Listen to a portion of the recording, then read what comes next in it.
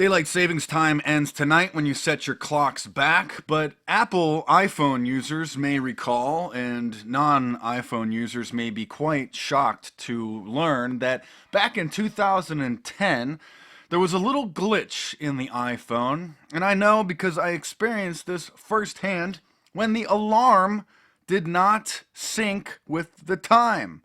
So the iPhone, this was the iPhone 4 that I had, really the most sophisticated piece of technology known to man in the public sector, essentially. And I trusted my fantastic cutting edge new phone with the alarms that you can set different times for different days. I kind of assumed that they would change the time, that they would know the day when you're supposed to set your clock back and when you're supposed to set it forward when daylight savings time begins. But back in 2010, guess what happened? The time was changed, but there was a little glitch in the phone where the alarm still went off an hour late. Whoops. Whoops. And luckily, I had gotten up early for some reason because I had to work. I work Saturdays a lot of times. And so thankfully, I was not late for work. And when I got up, I was like, what the heck just happened? How come my alarm didn't go off? I started searching the internet.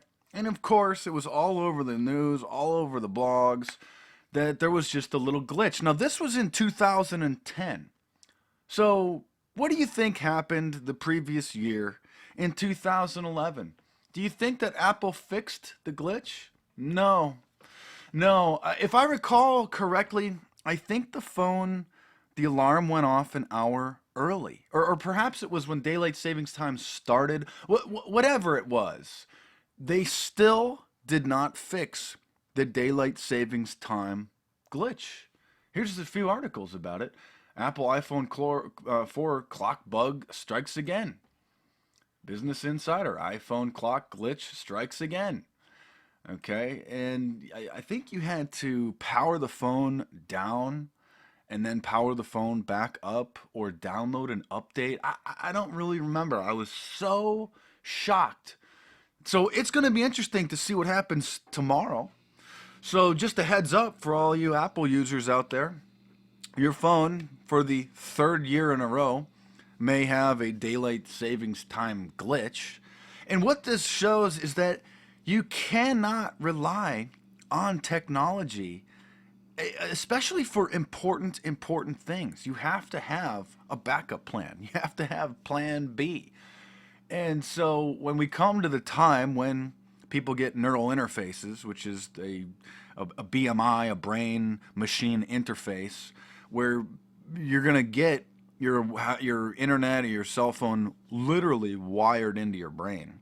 Or they might come up with new systems where you can just stick something on your head, or maybe even just put a pair of glasses on or something where it will wire into your brain wirelessly or remotely, affect your neurons. This could very well be the mark of the beast. Okay, people always talk about the mark in your hand. In the Revelation in the Bible was warned about this 2,000 years ago. A lot of people think that it's an RFID tracker chip, but the mark of the beast may actually be a neural interface. When your smartphone, or whatever they're going to call them at that time, your internet connection is just wired into your brain. And I think that what will happen is that the Antichrist, the counterfeit Christ, the Illuminati Christ, this false Messiah, or just society in general, will make these devices so appealing because it will give the users seemingly godlike power, godlike knowledge. Think about it. You just think something, and you're connected to the internet, to the entire knowledge base of mankind. And so I do think that is very, very likely to happen. But, and of course, the Apple, the symbol, the logo for Apple computers, Apple iPhones, is an apple with a bite taken out of it.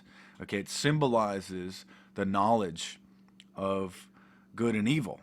Talked about in the Bible, and I think Muslims talk about that too. In the Garden of Eden, the fall of man, of course. Okay, when man was given these godlike powers, and of course we can't handle them. We just abuse them and end up destroying us. It's like the ring. What do they call it? The Ring of Sauron in the Lord of the Rings. No, the ring is so powerful that it corrupts people no matter what. And so it has to be destroyed. It's just, you can't even dabble in that kind of power because it will ultimately corrupt anybody who has it.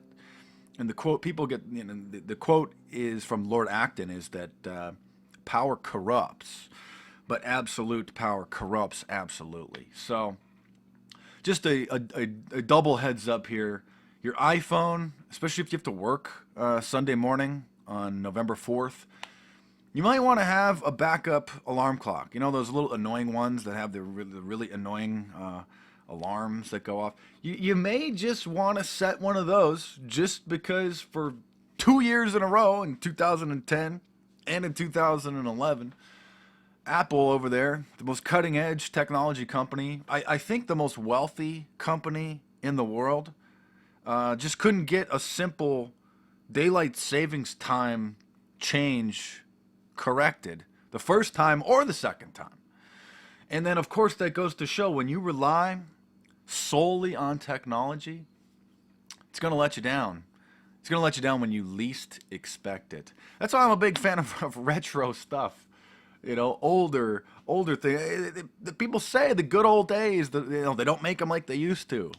The older that I get, the more that I realize that some of the older technology, particularly the mechanical technology, mechanical tools, physical things like a paperback book versus an ebook, is more reliable because the battery is not going to go dead on your paperback book. The government or the publisher or Amazon.com or whoever can't just remotely delete your book and steal it from your shelf like they can ebooks. You may recall, or you may not even know, that there was a case of somebody listed copies of 1984 by George Orwell in the Kindle store on the Amazon Kindle reader, the downloadable in the ebook format. But this person didn't have the rights to the book. And so everybody who downloaded that specific copy just had it remotely deleted, because your Kindle reader, or if you have your Kindle app on your iPad, when the Wi-Fi is connected, it's connected to their system. They can reach into your iPad or your Nook reader and change the text, just update the text, or delete it if you want to. And that it's truly Orwellian. That's when the term down the memory hole means that a piece of information disappears and it appears that as if it never existed at all because there's no evidence that it was ever there to begin with.